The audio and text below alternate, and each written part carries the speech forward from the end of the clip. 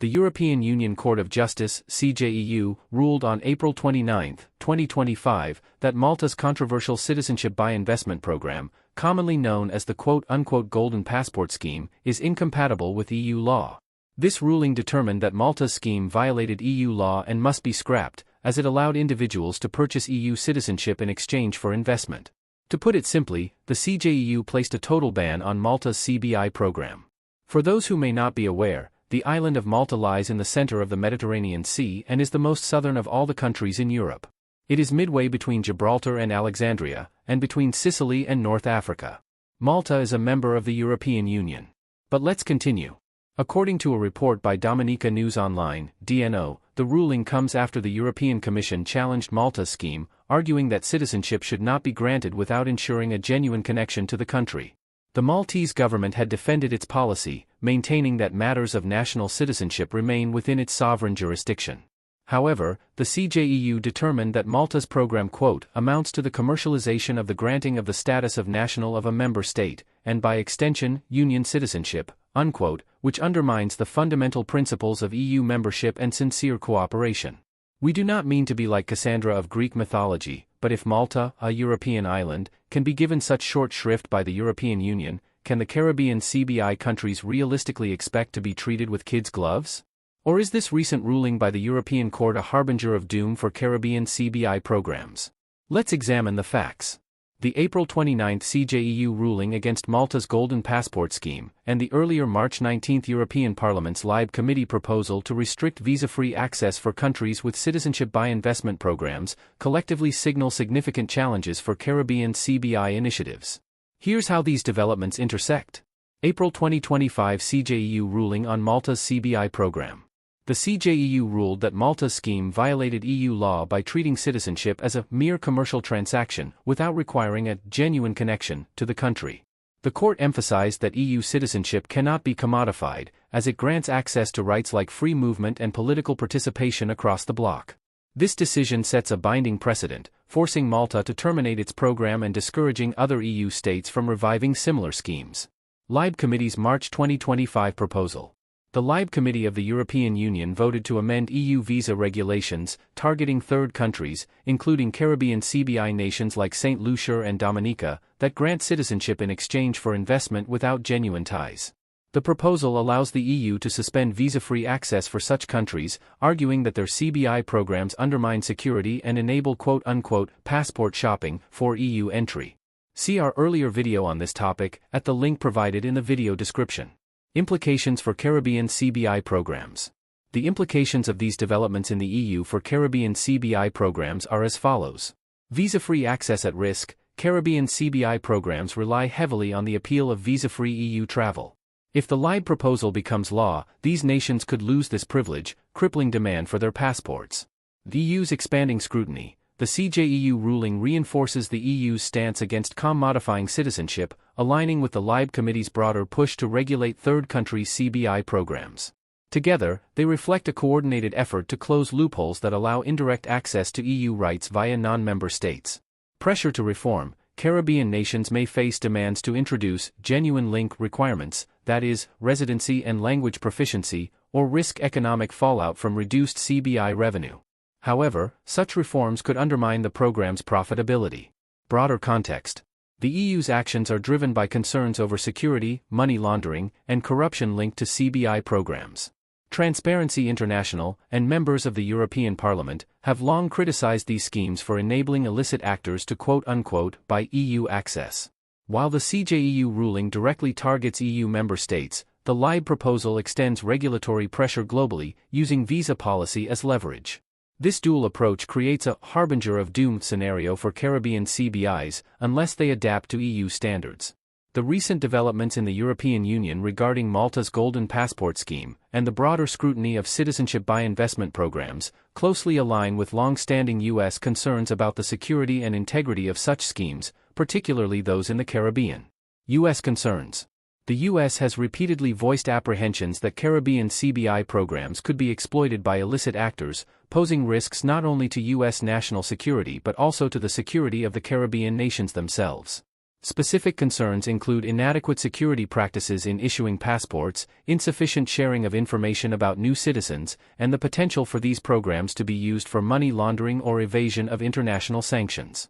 Recent statements by U.S. officials, including Secretary of State Marco Rubio, highlight the belief that CBI programs should not constitute a major part of Caribbean economies, and that their misuse could have far-reaching security implications. Recent U.S. actions. There have been reports that the U.S. is considering travel restrictions or bans on citizens from countries operating CBI programs that do not meet certain security standards.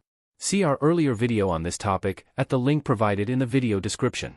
Caribbean governments, in response, have engaged in diplomatic outreach, emphasizing their compliance with U.S. Treasury sanctions and rigorous vetting processes.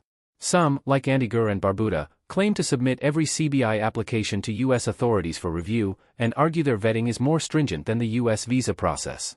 Relation to EU developments. The EU's move to clamp down on CBI programs, by both court ruling and legislative proposal, mirrors U.S. concerns about the commodification of citizenship and associated security risks.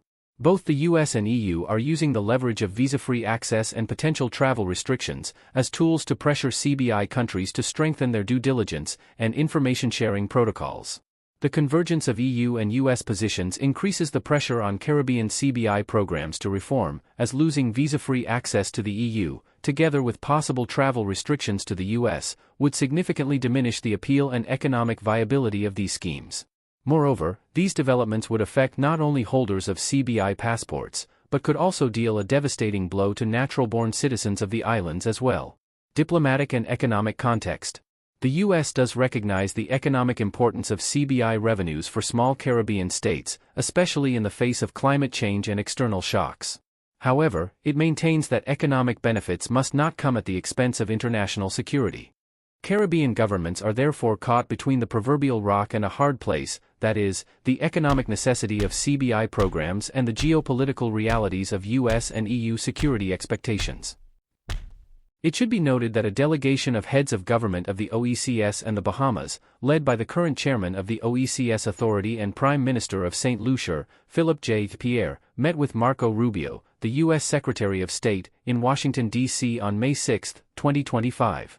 However, given earlier expressions of concern from various OECS heads regarding negative signals from the Trump administration in respect to Caribbean CBI programs, it's a bit of a head-scratcher that this topic was not a part of the official agenda. Nevertheless, according to Prime Minister Roosevelt Skerrit of Dominica, the heads themselves raised the issue with Secretary Rubio and were satisfied with the results. We raised it, and we simply drew to his attention that this is a program that is above board, that we received the support of the United States intelligence apparatus through the JRCC in vetting each applicant. And of course, through that database, the United States has access to the names of everybody who applies for citizenship within our OECS jurisdiction. And if there's anybody of interest by the FBI, once that name is put into the database system, into the intelligence environment with the United States framework, then that name will be picked up. And if after that there's an interest in anybody, then we're prepared to work with United States and any other entity in the world to facilitate the apprehension of anybody who would have gone afoul with the laws of any particular country. So it is we who raised it, and with an effort towards assuring them that we are running a very transparent program. And of course, we'll continue discussion with them.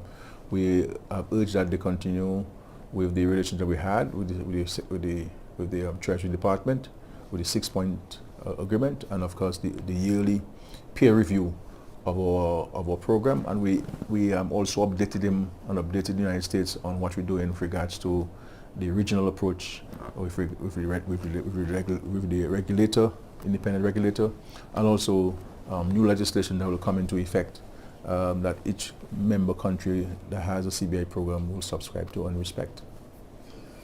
You said you all raised the Citizenship by Investment program at that meeting. Or was that supposed to be part of the? There wasn't. No, it wasn't on the agenda. It wasn't on the joint agenda, but we took the opportunity to raise it. This is certainly surprising, although the outcome as reported is encouraging. But be that as it may, the CJEU ruling, and LIBE Committee's proposal, still represent what amounts to a tightening noose around the neck of Caribbean CBI programs. For Caribbean nations, the choice is stark: either reform their schemes to meet EU demands, for example by stricter due diligence, and requiring genuine links from applicants, or risk losing vital visa-free access, and with it, possibly the viability of their CBI economies.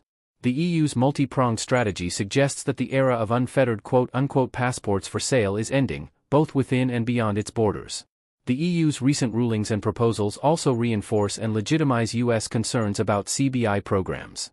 Both powers seem to be converging on a stance that demands higher security standards, transparency, and genuine ties to the granting country. Caribbean CBI programs now appear to face coordinated international scrutiny, with the risk of losing access to both EU and US markets unless substantial reforms are made. Will they be able to do so? Only time will tell, but we would like to wish them the best of luck in this endeavor. Like, share, comment and subscribe. See you in the next video?